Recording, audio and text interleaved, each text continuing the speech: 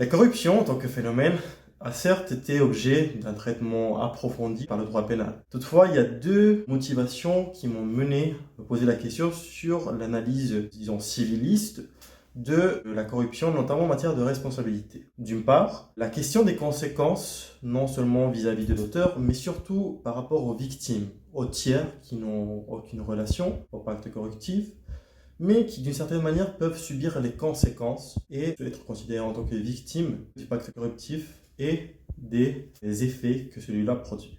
Deuxièmement, il y a la question de la fausse croyance ou de l'hypothèse qui avait été proposée lors de la structuration de la recherche sur l'absence d'instruments en droit français et international en matière du traitement des victimes et de la responsabilité civile. Or, dans le cadre des recherches qui ont été menées, il a été constaté que le dispositif de responsabilité existe. Donc la deuxième question qui a été posée, c'était celle de pourquoi, si les instruments existent, les moyens n'ont pas été encore mis en œuvre. Les conclusions, qui sont assez intéressantes, montrent que c'est plutôt une question de difficulté dans la mise en œuvre, d'obstacles d'ordre spatio-temporel, ainsi que d'ordre conceptuel, qui rendent difficile l'application du dispositif existant.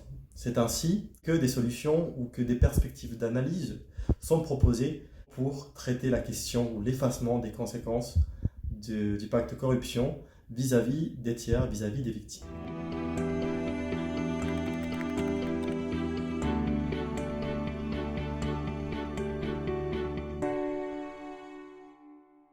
Parmi les différentes conclusions, il a été constaté qu'il existe un risque considérable en matière de responsabilité civile pour les entreprises en ce qui concerne la corruption, notamment d'un point de vue théorique. Dans la pratique, en utilisant, disons, la bifurcation, la division d'analyse en ce qui concerne la probabilité d'occurrence et l'exposition, c'est notamment cette dernière, l'exposition au risque, que l'entreprise pourrait trouver quelques inconvénients. Toutefois, en ce qui concerne la probabilité d'occurrence, il a été constaté que ce critère est assez incertain. Incertain parce que dans l'état actuel de la question, il n'y a pas un véritable mouvement de poursuite de réparation des dommages causés par des faits de corruption.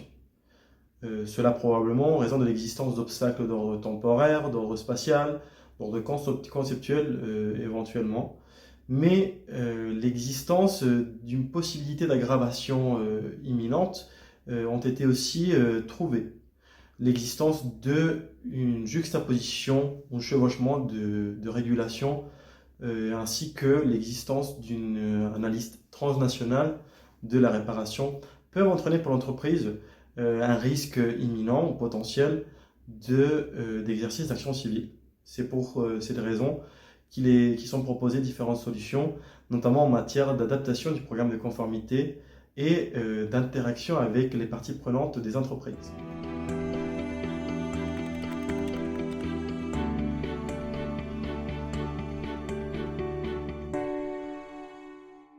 Quant aux conséquences potentielles pour l'entreprise en matière de corruption, de responsabilité civile résultante de faits de corruption, il convient de souligner l'existence d'une deuxième peine. En effet, en matière pénale, il existe un risque de sanctions considérables en cas d'enquête administrative, en cas de contrôle, en cas de décision reconnaissant la culpabilité de l'entreprise ainsi que son exclusion de marché public. La responsabilité civile ajoute un élément supplémentaire consistant aux valeurs de la réparation.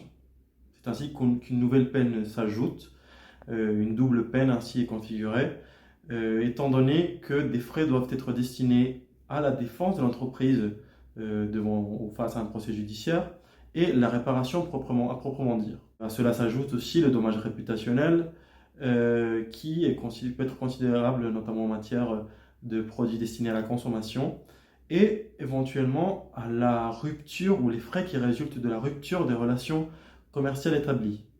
L'existence d'une dimension ou d'une perspective civile de corruption pourrait légitimer les co-contractants d'une entreprise pour la rupture des relations commerciales établies, représentant ainsi une peine ou une charge supplémentaire à la charge des entreprises.